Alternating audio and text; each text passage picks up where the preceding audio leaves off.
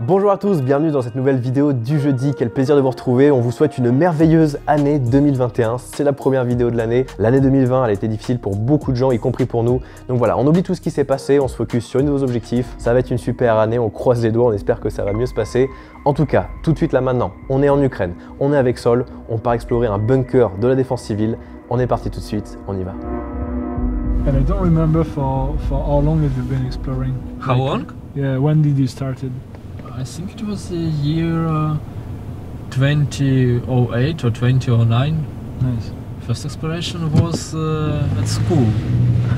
It was to drain system. I found in internet that it is such people, diggers, that are exploring underground. It was very interesting for me.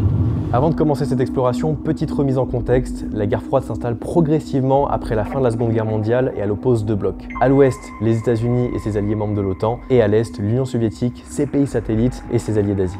C'est en 1949 que l'URSS fait exploser avec succès sa première arme nucléaire au Kazakhstan, démarrant ainsi sa course à l'armement nucléaire avec les États-Unis. L'URSS aurait ainsi construit des abris anti-atomiques dès le début des années 50. Ces structures s'inscrivaient dans une politique de défense civile globale, qui comprend par exemple des projets d'évacuation des villes contre les attaques nucléaires, bactériologiques ou chimiques. En 1977, dans un document alors classé top secret, la CIA décrit précisément les capacités de défense passive de l'Union soviétique.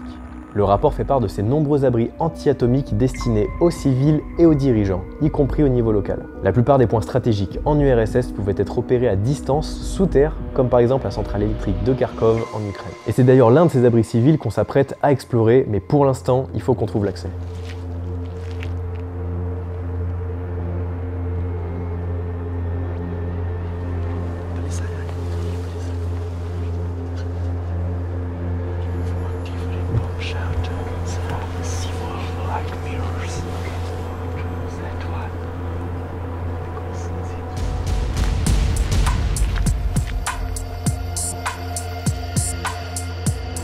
Donc là malheureusement l'entrée est scellée, tout est soudé. On a essayé de trouver un accès par le toit en tirant les tuiles. Malheureusement la porte est pile à la jonction avec le béton, donc on ne pourra pas se faufiler de ce côté-là. Donc là on va partir de l'autre côté, on va essayer de trouver un autre accès, parce qu'un bunker a forcément plusieurs entrées, plusieurs sorties. Donc là il va falloir, c'est de la carte au trésor quoi, faut trouver un accès.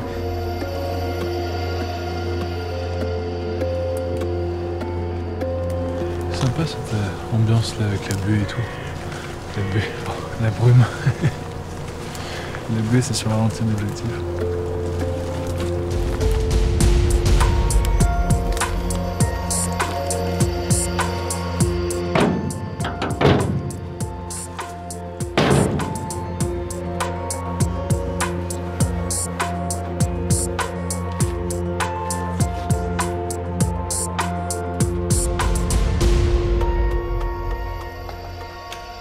Civil defense.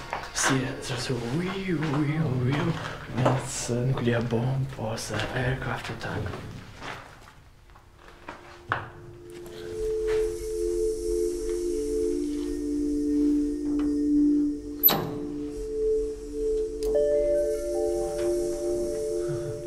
Alors ce qui est incroyable, c'est qu'on peut allumer la lumière à l'électricité. Ça arrive assez souvent, comme on l'a déjà dit sur les anciennes vidéos. C'est qu'à l'époque de l'Union soviétique, ces trucs étaient, ils étaient prêts à servir en cas de guerre nucléaire justement. Et donc quand il y a eu la chute de l'URSS, évidemment l'Ukraine n'avait pas forcément les moyens de tout entretenir. Donc tous ces endroits sont malheureusement tombés à l'abandon. Mais il y a toujours l'électricité, qui sont toujours reliés au réseau principal.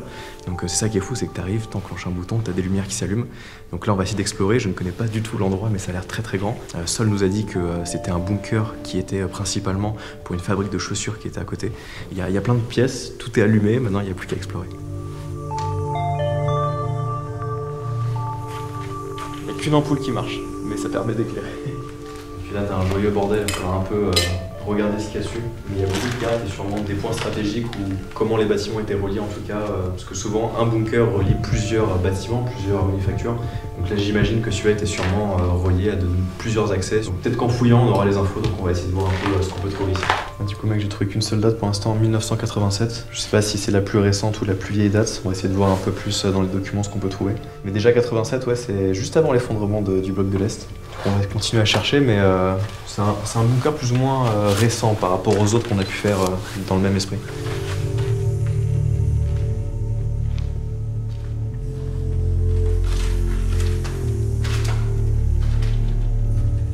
quoi alors? C'est écrit en cyrillique. Mais en tout cas, il y a des fioles. Mais effectivement, comme tu disais, il faut les casser au bout, donc ça va être des ampoules de quelque chose en cas de... C'est pas mal, ils t'apprennent même comment faire les massages, tu vois, comment bien masser les athlètes. Ensuite, hop, on boit un petit coup d'eau, une petite vodka, et puis on a mal au crâne, mais ça se passe bien. C'est ça que j'adore dans ces bunkers, c'est que c'est vraiment, il y a des cours en fait, que ce soit les manuels qu'on peut ouvrir, soit les trucs comme ça affichés. C'est que pour la population qui n'est pas forcément au courant, ils te montrent étape par étape ce qu'il faut faire, ce qu'il faut pas faire, comment survivre, comment mettre un masque, qu'est-ce que tu dois manger en fonction de tes pathologies, qu'est-ce que tu dois faire. C'est hyper intéressant, hyper impressionnant, et même les dessins, il y a vraiment ce look soviète et c'est incroyable. Je pourrais passer des heures à regarder ça, c'est trop bien. Et dommage qu'on ne le dise pas le cyrillique, parce que je suis sûr qu'il y a des trucs très intéressants à déchiffrer là-dessus, quoi.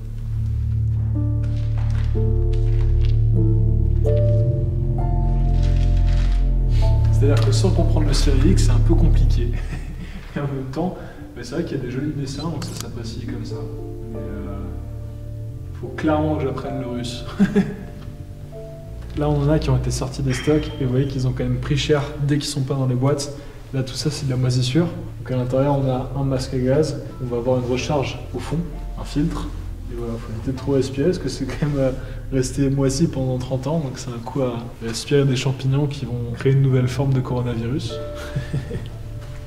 De toute façon, au moins, s'il y a la pandémie sur Terre, ici, on est plus ou moins en sécurité, quoi. Le générateur fonctionne, hein, donc c'est-à-dire que si on veut, on ferme les portes, et ici, c'est chez nous.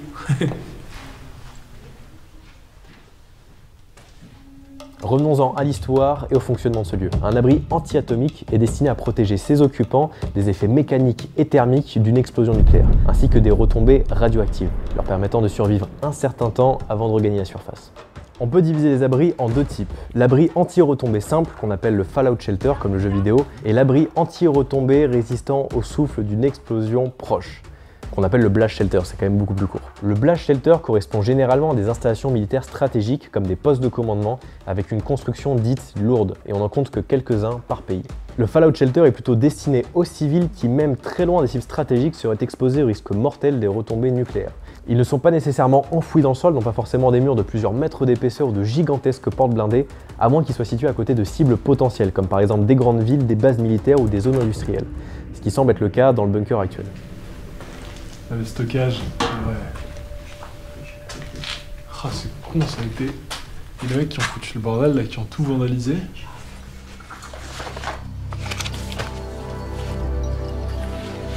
Écoute, je suis en train d'inspecter. J'ai une nouvelle théorie quant aux espèces de petites capsules qu'on a trouvées là.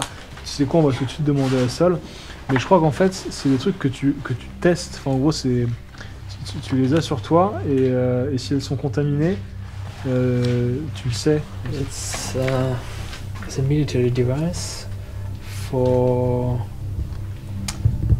checking air quality. So, is it like about radiation or just air quality? Not radiation, some chemical aids. Different airports broke this gas here and here. Okay. Put in some device and then pull air through this glass. Okay. If it's change color, it means iprit is in the air. Okay. Yeah. It's for different aids. Zarin, Zaman. It's like a chemical poison. yes, Okay. it's chemical poisons, the military Okay. poisons. You see? It's here. Yeah. You have to make device hotter. So you take this thing and it's like a heater. Okay.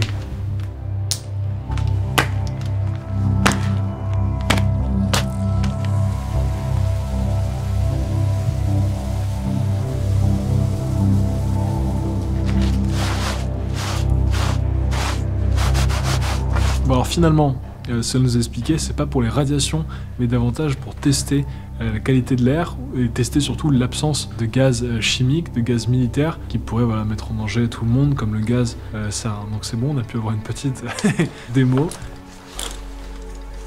Le fameux kit masque à gaz plus sac. Ouais, masque à gaz et sac. Bon écoutez, je parle pas le cyrillique, toujours pas depuis le début de cette vidéo, mais ça m'a tout l'air d'être des compresses avec peut-être de l'alcool pour désinfecter.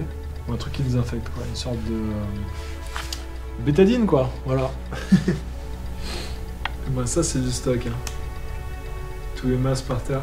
Et c'est dommage qu'il y ait des mecs qui sont venus tout péter parce que là, tout autour de nous, c'est des caisses entières de masques à gaz neufs, prêts à l'emploi. Bah, les caisses sont pas ouvertes pour la plupart, ça a été un peu saccagé. Il reste un bon stock. Là, juste derrière moi, on a encore les scellés qui sont présents. Non, c'est impressionnant.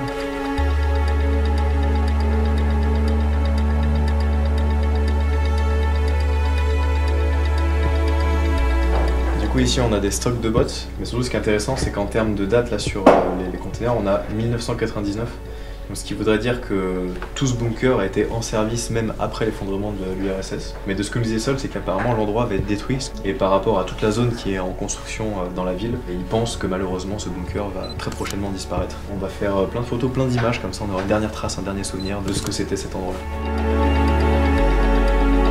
Les deux superpuissances ont une approche totalement différente sur leur politique de défense civile.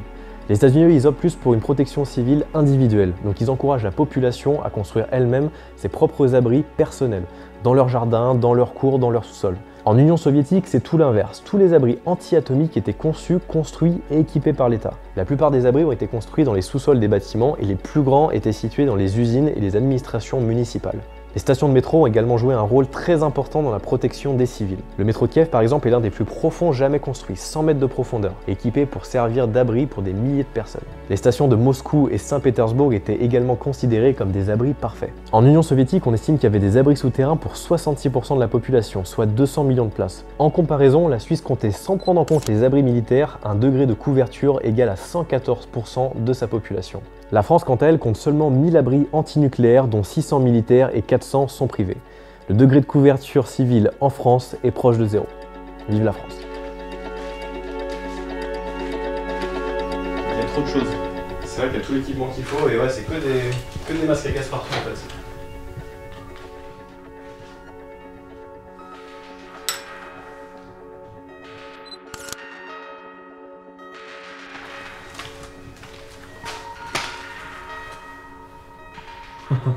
C'est pas mal, on a la lumière un peu partout. Tu sens le bureau un peu officiel qui arrive. C'est clair, c'est clair.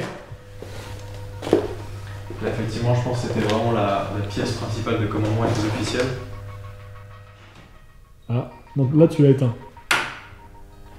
Il n'y a pas de lumière. Dommage. Ça aurait été tellement cool d'avoir toutes les petites diodes du tableau là. C'était tellement stylé à l'époque, tu vois, quand t'avais tous les trucs qui étaient allumés, éclairés. Et là, je pense que ça va être le plan de la ville, parce qu'on devine comme des sortes de routes. Et j'imagine que tous les petits points lumineux qui pouvaient s'allumer, c'était soit des accès au bunker, soit des ventilations, soit des trucs un peu stratégiques par rapport à cet endroit. T'as l'impression d'être vraiment de pleine guerre froide, quoi, avec le truc. Enfin, t'imagines très bien les mecs officiels qui se mettent là avec le petit téléphone, tu vois. C'est un truc de ouf. J'ai l'impression d'être dans les années 70 en mode agent secret, quoi. C'est ouf. Bunker. Je sais pas quoi dire. Bunker. Vous cherchez activement Monsieur Dumas. Il n'est pas là, il n'y a personne à ce numéro. Voilà. Au revoir, merci. Yes. Allô? Ok. On me dit que toutes les photos sont disponibles sur Tipeee. Ok. Je vous mets le lien en description. Allez. Сука. It's a very stupid Soviet system. Блядь.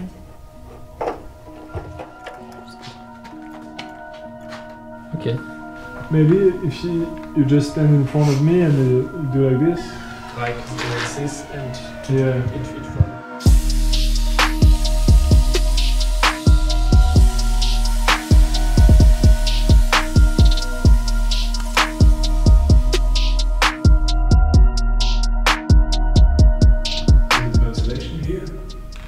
Yeah, to put on it.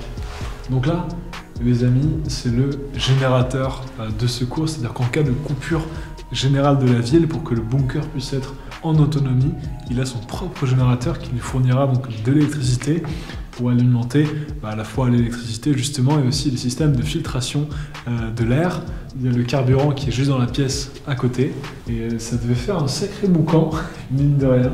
C'est pour ça qu'il y a des portes blindées sur cette partie. Ouais, les petites écoutilles là, et puis je pense que ça devait pas sentir bon non plus quoi. Sacré bidule, et c'est exactement le même que dans le bunker sous le Auchan, pour ceux qui suivent la chaîne depuis quelques années, 2015 pour être exact. Voilà les gars, on est tombé sur l'album photo du bunker, un peu comme la photo de classe mais version bunker ici.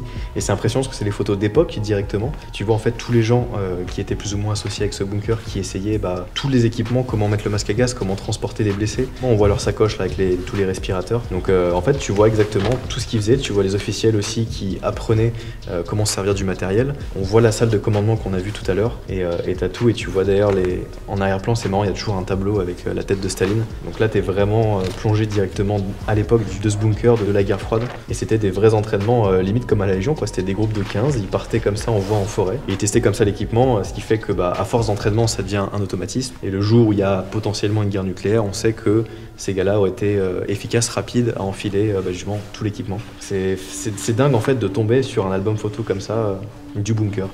Petit aparté dans l'exploration, j'ai une anecdote incroyable à vous raconter. Il y a de ça quelques années, Sol explorait une ancienne école abandonnée au fin fond de l'Ukraine et malheureusement il restait plus grand chose et l'école était sur le point d'être détruite pour une construction immobilière. En fouillant un peu dans les décombres, il a trouvé une salle avec plein de bobines de films partout, abandonnées, saccagées, et en fouillant, voilà, il a vu que c'était des vieux films soviétiques d'époque, comme ça se faisait beaucoup. Malheureusement, il n'avait pas beaucoup de place sur lui, mais il a décidé de prendre quelques films pour les sauver avant que tout ça soit détruit et mis à la poubelle. Une fois rentré chez lui, vu qu'il a un vieux projecteur, il a commencé un peu à regarder les films qu'il avait trouvés, à décortiquer un peu tout ça, et tombé sur un film, comme ça se faisait beaucoup, La vie en Union soviétique en 1970. Un peu comme sur l'INA qu'on a en France, c'était voilà, des archives d'époque de juste des gens qui étaient filmés pour avoir un aperçu de ce qu'était la vie à cette époque-là. Et dans ce film-là, il y a un ouvrier qui travaille dans une usine, il y a plein de choses et tout. Et en regardant plusieurs fois les images, il y a Sol qui tilte et qui se dit mais ce mec-là, il ressemble quand même beaucoup à mon grand-père. Et quelques années avant la mort de son grand-père, il est allé le voir, il lui a demandé, il lui a dit mais est-ce que c'est toi sur ce film soviétique d'époque? Et effectivement, il s'agissait de son grand-père sur ces images. Lui-même avait oublié qu'il avait été filmé à cette époque-là quand il travaillait à l'usine. Et ce qui est fou, c'est la probabilité d'aller dans ce lieu-là, de voir plein de bobines abandonnées, d'en prendre que 10, sur les 10, qu'il y en ait une qui parle de l'Union soviétique à cette époque-là, que dans ce film, il y ait précisément son grand-père, ça fait des pourcentages de... Enfin, c'est infime et c'est incroyable quand il nous a raconté ça, j'étais sur le cul de cette histoire, donc c'était complètement fou. Et parmi ces films, il en a trouvé plein d'autres, notamment des films sur l'espace qui sont super impressionnants, sur les usines, sur l'époque soviétique, la justice, comment ça se passait, et notamment, il est tombé sur des images d'une usine avec un bunker souterrain. Et le plus fou dans l'histoire, c'est que quelques années plus tard, il a exploré ce lieu dans lequel on est, que lui a déjà exploré, et il s'est rendu compte, en feuilletant ce livre que je viens d'ouvrir aussi, que les images correspondaient aux vieux films qu'il avait à la maison. Et en comparant, il a vu que dans ces films, dans ces archives, il y avait eu un reportage dans ce même bunker, et que les images d'archives dans le livre photo et les siennes sur son film étaient identiques. Malheureusement, vu qu'on n'avait pas énormément de temps, on n'a pas pu numériser tous les films qu'il avait à la maison, on a essayé d'en sauvegarder le plus possible, dont la partie dans cette usine. Mais voilà, on a essayé de faire de notre mieux, de apporter un peu notre pierre à l'édifice, de pouvoir sauvegarder en filmant, en numérisant et en les publiant sur Internet. Mais là au moins, on s'est dit que voilà, c'était notre travail un peu d'archivage, de sauvegarde de la mémoire. Donc on a numérisé plein de films, on en a presque pour 1 heure de films soviétiques, qui sont muets malheureusement, mais on a des images incroyables sur toute la conquête spatiale de l'URSS.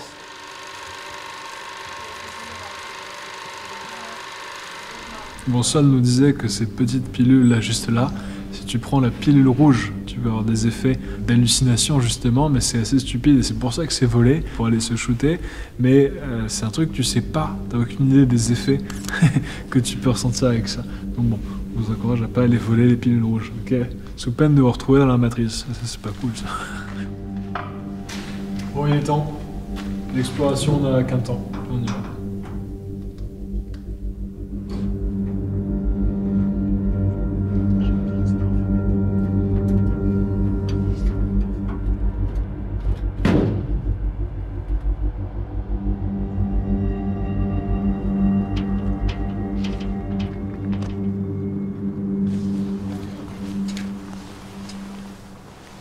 Et c'est ainsi que s'achève cette vidéo sur un bunker de la défense civile, sujet passionnant. On avait à cœur de faire cette vidéo parce que voilà, ça a l'air un peu exceptionnel. Souvent on voit ça dans les terrains militaires, mais il faut savoir que dans tous les pays de l'ex-URSS, en Russie mais en Ukraine aussi, c'est très commun en fait d'avoir ces bunkers. Après, ce qui est plus rare, c'est d'avoir un bel état de conservation, un peu comme celui-là. Mais voilà, c'est un sujet passionnant, la guerre froide, très vaste. Et on avait à cœur de vous en parler, d'essayer de vous partager un peu cette passion. Je sais que moi à l'école, quand on m'en parlait, je suis passé un peu à côté des choses, c'est jamais très plaisant, on va dire, dans les manuels scolaires. Donc on espère qu'à travers cette vidéo, ça vous a donné envie un peu de vous intéresser à cette période, parce qu'on voit qu'aujourd'hui, tout ce qui se passe dans le monde d'aujourd'hui, tous les conflits actuels, c'est en partie lié à ce qui s'est passé là il y a 30-40 ans. Donc voilà, si on a pu vous transmettre la passion, tant mieux. On vous rappelle que toutes les photos sont disponibles sur Tipeee, comme Paul vous a dit dans la vidéo. Et nouvelle année, nouvelle résolution, etc. Mais ça change rien. Demain, le live Twitch 19h comme d'habitude le vendredi et jeudi prochain 18h la prochaine vidéo. Sur ce, je vous dis à très vite, portez-vous bien et on se dit à jeudi. Ciao!